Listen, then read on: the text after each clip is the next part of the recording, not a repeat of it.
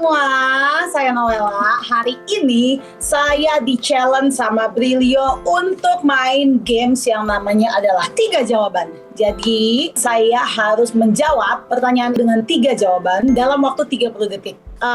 Menarik, saya super excited untuk mulai permainan ini, jadi keep on watching.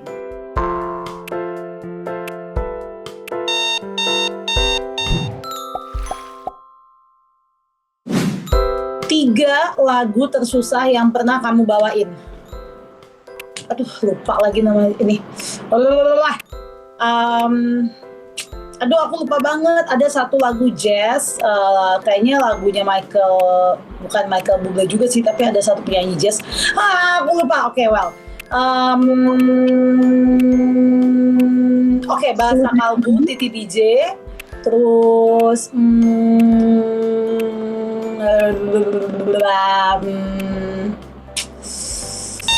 waktunya udah habis. Jadi sebenarnya latar belakang musik yang aku biasa bawain itu adalah R&B, soul, gospel, kayak gitu.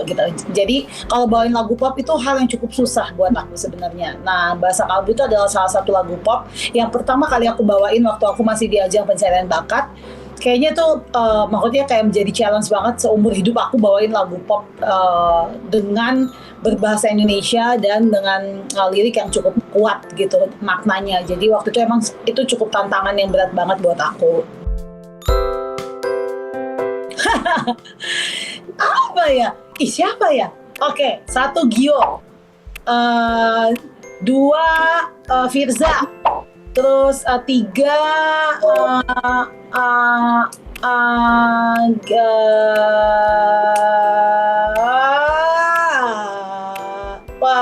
Windy.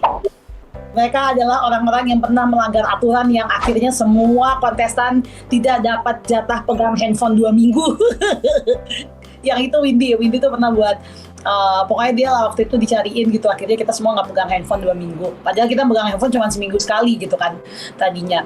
Terus habis itu kalau Bang Gio ya gitulah orangnya kan emang ya begitu kan, jadi kayak ada aja lah yang dibuat ribut di karantina gitu. Kalau Firza bukan karena itu, tapi kan anaknya super amat sangat iseng banget gitu. Jadi dia tuh sangat sering isengin aku.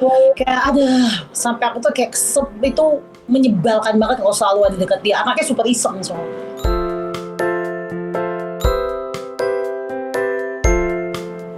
Satu, pramugari. 2, tour guide. 3,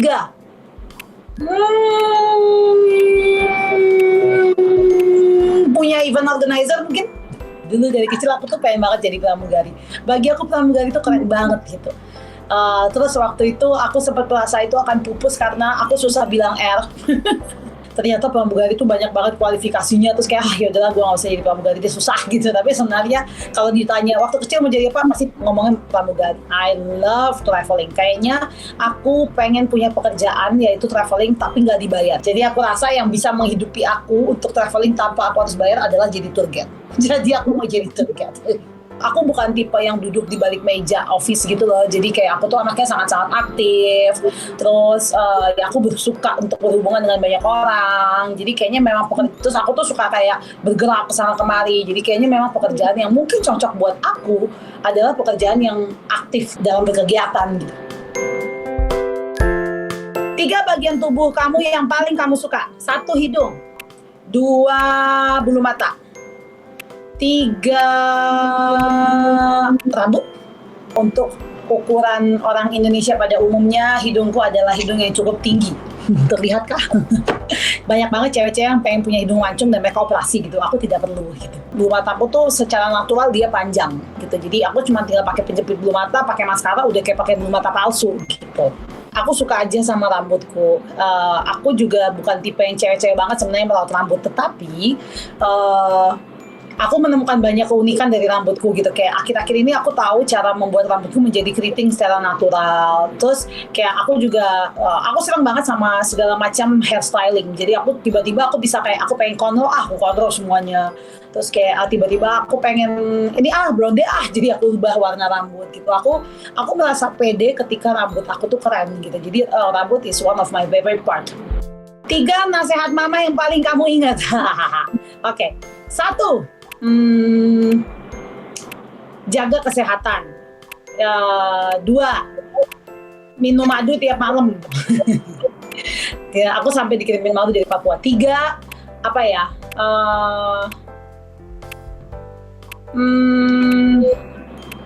Menjaga apa ya? Jadi contohan buat adik-adik saya. Mama tuh nggak suka kalau aku minum vitamin.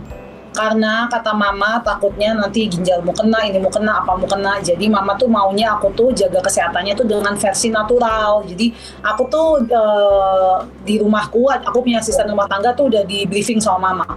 Bangun tidur buatin jus ini. Habis itu nanti makan siang sayurnya direbus gini. Makan malam sebelum tidur harus minum madu. Aku punya 3 orang adik. Jadi kayak dari kecil tuh selalu kayak kamu kakak harus jadi contohan gitu. Kayak jadi kamu harus pintar, harus ranking di sekolah biar adik-adikmu juga semangat gitu. Jadi secara nggak langsung ya itu membentuk aku jadi karakter yang apapun yang aku lakukan ya aku berkaca gitu, kayak apakah ini hal yang baik untuk adik-adikku, apakah aku menginspirasi mereka gitu. Dan ya aku rasa itu salah satu karakter yang baik ya, yang akhirnya buat aku mungkin stay positif terus gitu supaya bisa jadi contohan buat mereka. 3 orang yang selalu disama-samain sama kamu. 1, Beyonce. 2, Alicia Keys. 3, wah gila, soal banget ya, selalu disama-samain sama aku. 3, siapa ya? Rihanna nggak sih Kak? Rihanna, betul. Kalau aku disama-samain sama orang yang levelnya jelas secara karir dan apapun di atas aku, ya aku bangga lah. Maksudnya mereka adalah orang-orang hebat gitu. Kalau disamain dengan orang hebat itu buat hal itu bagi aku berarti mungkin aku punya karakter yang baik yang bisa disamain sama mereka gitu. Tapi kalau disamainnya sama orang yang maaf mungkin secara karakter nggak oke atau apa, ya itu mungkin perlu dipertanyakan kenapa aku disamain sama mereka gitu. Jadi aku sih mah senang-senang aja gitu. Alicia Keys suka suaranya dia, karyanya dia. Tapi kalau Rihanna aku suka fashion stylenya dia. Kalau Beyonce ya aku suka dia punya attitude dan konsistensi dia dalam berkarya. Beda-beda sih. 3 orang yang pernah bantu kamu saat dalam keadaan sulit. Oke. Yang pertama namanya Titi.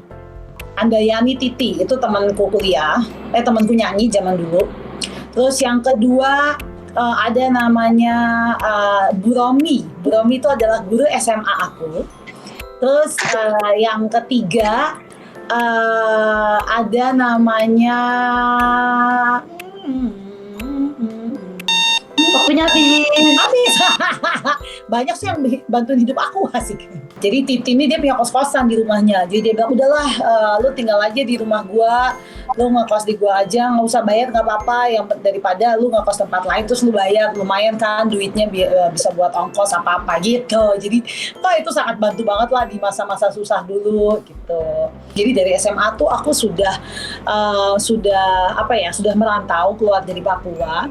Kebetulan waktu itu aku dapat beasiswa di Sidoarjo.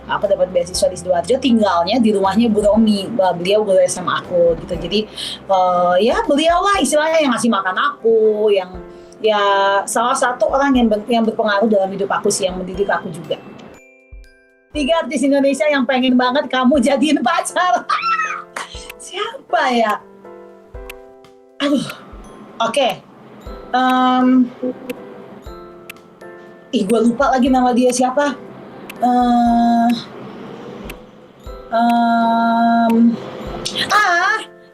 Oke. Ini deh, siapa sih namanya? Kenapa sih gue lupa sih namanya? Itu ada nggak sih namanya Arifin atau siapa gitu ya? Pokoknya ada dulu artis FTV lama banget. Soalnya waktu dia mirip sama mantan aku.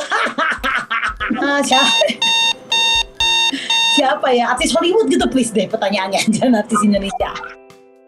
3 penyanyi Indonesia yang suaranya paling bagus menurut kamu. Oke, yang pertama Ruth Sahanaya, yang kedua Judika, yang ketiga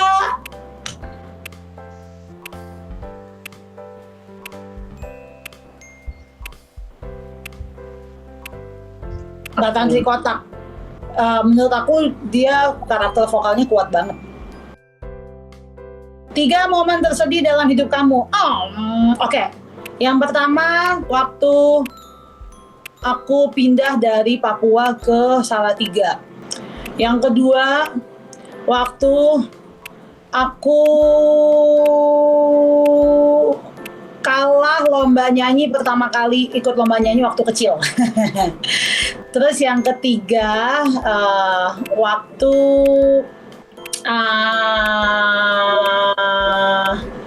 aku di DO dari kuliah terus dimarahin mama papa. Kelas 3 SD tuh aku pindah dari Papua ke Salatiga. Waktu itu tuh kayak perbedaan culture-nya gila banget gitu. Kayak aku juga kaget banget, anak kecil yang lahir di Papua tiba-tiba pindah ke Pulau Jawa. Beda banget kota, tiba-tiba pindah ke kota gitu. Terus semua teman-teman aku rata-rata berkulit putih dan berambut lurus. Dan aku keriting dan hitam sendiri. Aku waktu itu sempat mendapat kayak ya bulian-bulian gitulah karena aku berbeda di sekolah. Itu bener-bener kayak buat drop, kayak aku nangis tiap hari. Aku bilang, mama papa aku mau pulang ke Papua, aku nggak mau di sini gitu. Kalah lomba nyanyi ya, jadi kayaknya itu momen pertama kali aku lomba dan kalah. Jadi kayak itu teringat banget gitu, menohok banget gitu, kayak gue nggak mau ikut lomba nyanyi lagi, nggak enak kalah itu gitu ceritanya waktu itu. Tapi pada akhirnya aku tetap ikut kok. Jadi waktu aku kuliah semester 3 aku tuh di DO karena setiap hari aku nyanyi di kafe tiap malam gitu. Jadi waktu itu surat DO-nya dikirim ke orang tua aku di Papua. Jadi orang tua aku telepon dan bilang, ada surat dari kampusmu katanya kamu di drop out. Ini apa? Wah, langsung aku nangis-nangis terus minta maaf gitu. Terus ya udah mereka marah-marah gitu. Oke, saya sudah menjawab semua pertanyaan-pertanyaan yang diberikan oleh tim Brilio. Seru banget pertanyaan-pertanyaannya. Kayaknya nggak pernah kebayang gitu bakal ditanyain 3 artis Indonesia yang mau kamu jadiin pacar itu siapa gitu kan. Thank you so much for watching. Buat teman-teman yang udah nonton, terima kasih. Jangan lupa subscribe, like, comment, dan share supaya semua orang juga lebih tahu lagi tentang Brilio dan tentang konten-kontennya yang keren. Dan jangan lupa juga follow sosial media saya, Instagram saya di @Mikhelia, Mikhelia. Kemudian aku baru banget ngeluarin single yang judulnya Kehidupan, lagu yang aku nyanyikan bersama dengan Sandi, seorang rapper juga dari Papua. Kalian bisa dengerin di YouTube channel aku, di semua digital promo, di semua digital media dimanapun sudah ada. Thank you Brilio for having me. Sampai kita jumpa lagi di lain kesempatan.